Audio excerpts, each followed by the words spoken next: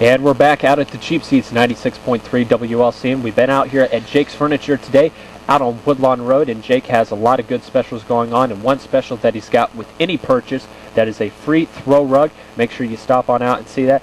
But Josh, we're joined now by a special guest, Lincoln head coach Neil Alexander. And Coach Al, I know that you are very pleasantly surprised with the way your team has been playing this year, and hats off to you guys. A perfect start so far this season, and of course winning your own tournament last weekend really says a lot about the team that you have out on the floor this year. Well, I think our team is very solid. I think it showed this weekend. I thought we played as good a defense as we've played in probably 4 or 5 years. I thought the kids were aggressive, but we talked about we don't want to be satisfied with where we're at after 5 basketball games. We still got about hopefully about another 30 games to go before we're done, and you want to improve each day and each week, and we want to be a step farther tonight when we play at Normal West. Yeah, Coach, talking about the tournament last week, of course, Jordan Nelson, Nathaniel Smith had excellent tournaments, both on the all-tournament team.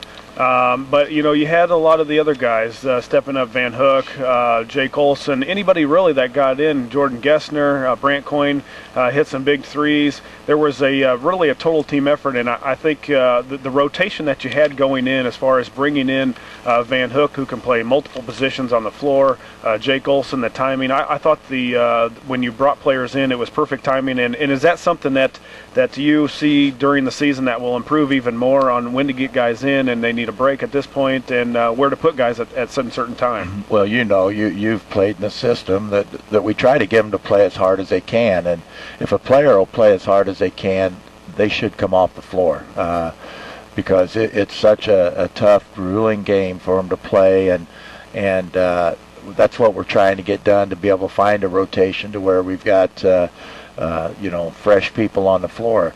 We spent a lot of time this week working, trying to get the different combinations to be able to execute much more smoother than what we did last week. I thought our first group ran the offense very well, but once we started to substitute, we sputtered a little bit, and that's expected after the first week of the season. But the thing we talked about, and we had I guess one day where we came in and I thought we were complacent on where we were. We won 5 basketball games, and I had to remind them that we had a lot of season left, and but they picked up, and it was a tough week after playing 5 games last week. And I think I've been here the 21st year, and I cannot recall having a Friday night off. Yeah. We looked like we looked hard to find a game last night, and it's hard to find a non-conference game on a Friday night. So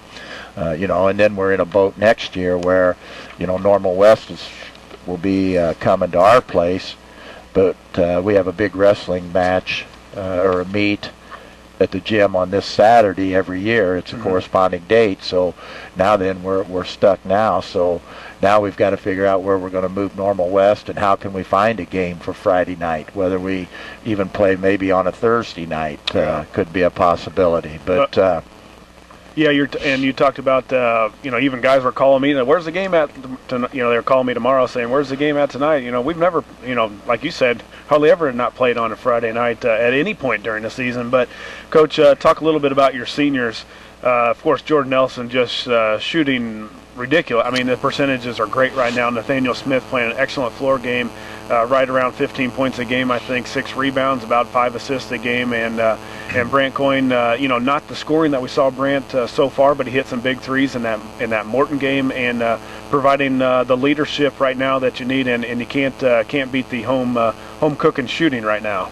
Well, we'll find out really how good of shooters we are. When you go on the road, that's when you find out what type of shooters you have. And I'm really kind of excited about playing on the road. I'm not excited about riding a bus up there, but to get out and play on somebody else's floor, and then you have to throw in the different situation that you have at Normal West, where it's a college floor instead of a high school floor. So it's a 10-foot longer floor than the normal regulation high school court, but we have to you got to play, and Yep. you know, we'll go up there and work at it, and you know, we're ready to go. That's right.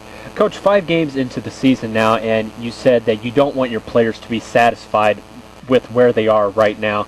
And with that being said, I think that really speaks truly of what you want to bring to the team this year. What's an area that you want to focus on in the upcoming games, and then also to carry out through the season? Is there one area that you really want to stress hard and heavy?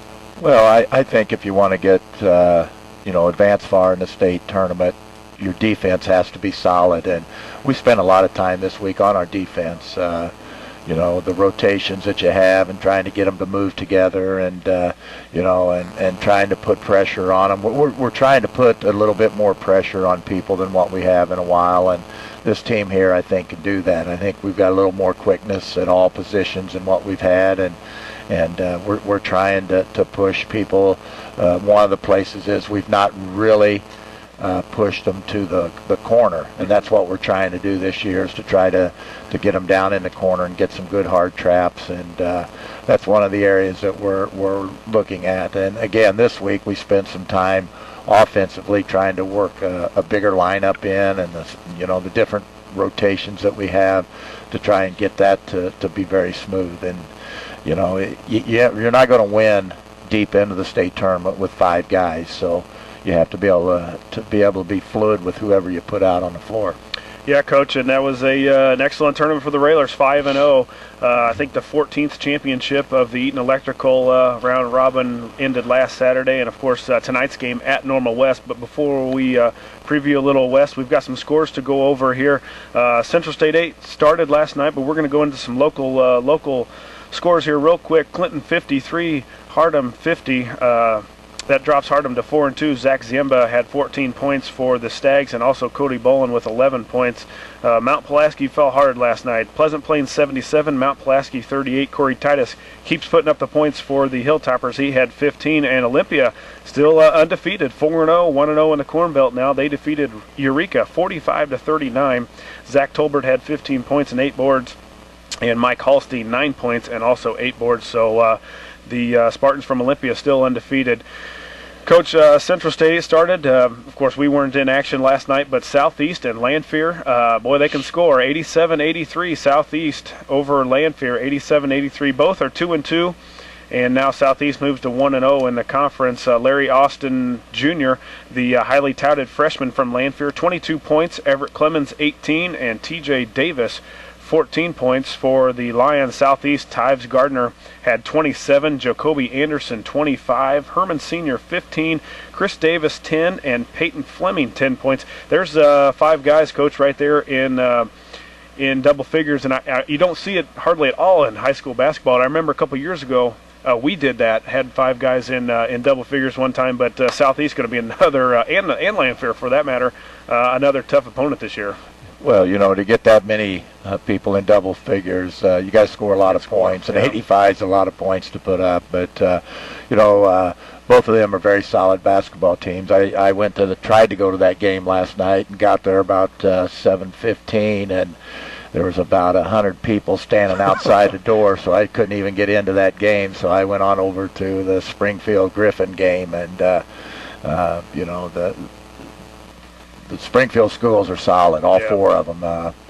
It'll be a good race, and there'll be a lot of balance in the Central State 8. You talk about Springfield 55, Sacred Heart Griffin 45, Marcus Gilchrist, I think he's been there for 8 years now. He had 15, Willie Wiley with 14 points, 11 boards, and Alex Kramer, I remember all 3 of those guys from last year. He had 8 points for Griffin. It was Austin Ingleton with 12 points, Clinton Sestak with 8, and Jared Sargent, the wide receiver on the football team, he had 7.